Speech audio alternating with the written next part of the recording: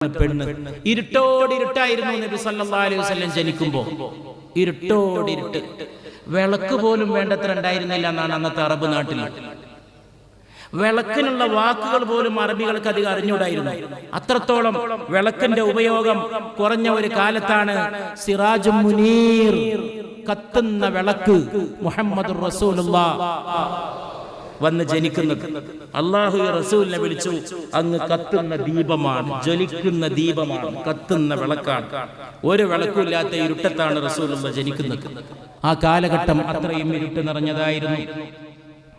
അറബികളുടെ ജീവിതത്തിൽ അവർ കൃഷിയായിരുന്നു കുറച്ച് ചെയ്തിരുന്നത്. ഈത്തപ്പന കൃഷി, അല്പസ്വല്പം പഴങ്ങള്, വ്യാപാരമായിരുന്നു മുഖ്യമായ മറ്റൊരു തൊഴിൽ. നല്ല വ്യാപാരങ്ങൾക്ക് പോകുമായിരുന്നു. എന്നിട്ട് അവിടെ പോയിട്ട് സാധനങ്ങളൊക്കെ ഇങ്ങോട്ട് കൊണ്ടുവരും. സാധനങ്ങൾ കൊണ്ടുവന്നിട്ട് അവരവിടെ വെച്ച് കച്ചവടം നടത്തും.